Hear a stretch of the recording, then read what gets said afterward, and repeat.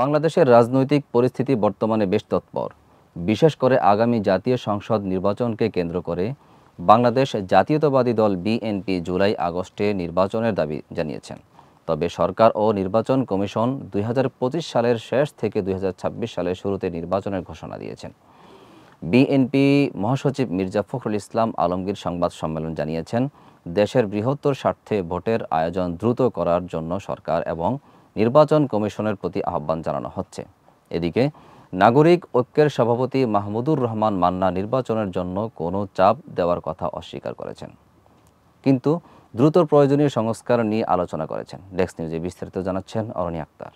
BNP নির্বাচনের সময়সীমা সম্পর্কে অসন্তুষ্টি প্রকাশ করেছে এবং স্থানীয় সরকার নির্বাচনের আগে জাতীয় নির্বাচন হতে হবে বলেও দাবি করেছেন। দলের উপদেষ্টারা মনে করে দীর্ঘ সময় অপেক্ষা রাজনৈতিক ও অর্থনৈতিক সংকট বাড়াতে পারে। নির্বাচন কমিশন তরফ থেকেও জানানো হয়েছে তারা প্রধান উপদেষ্টার দেয়া নির্দেশগুলোর ভিত্তিতে নির্বাচনের প্রস্তুতি নিচ্ছে। বিএনপির স্থায়ী কমিটি উল্লেখ করেছে যে সরকার কর্তৃক নির্বাচনের সময়ে বিলম্বিত করার কোনো যুক্তি নেই এবং তারা গণতন্ত্রের সঠিক কার্যক্রমের দিকে এগিয়ে যেতে চাইছে। রাজনীতি বিষয়ক বিভিন্ন মতামত এবং দাবির মধ্যে একটি প্রবণতা লক্ষ্য করা যাচ্ছে যে দেশের স্থিতিশীলতা নিশ্চিত করে নির্বাচনের আয়োজন করা উচিত এবং নির্বাচনী পরিস্থিতি শান্ত রাখা জরুরি। বিএনপির দাবি অনুযায়ী দেশের জন্য সুষ্ঠু ও গ্রহণযোগ্য নির্বাচনের ওপর গুরুত্বারোপ করা হচ্ছে, যা একটি গণতান্ত্রিক ব্যবস্থার ভিত্তি হিসেবে বিবেচিত।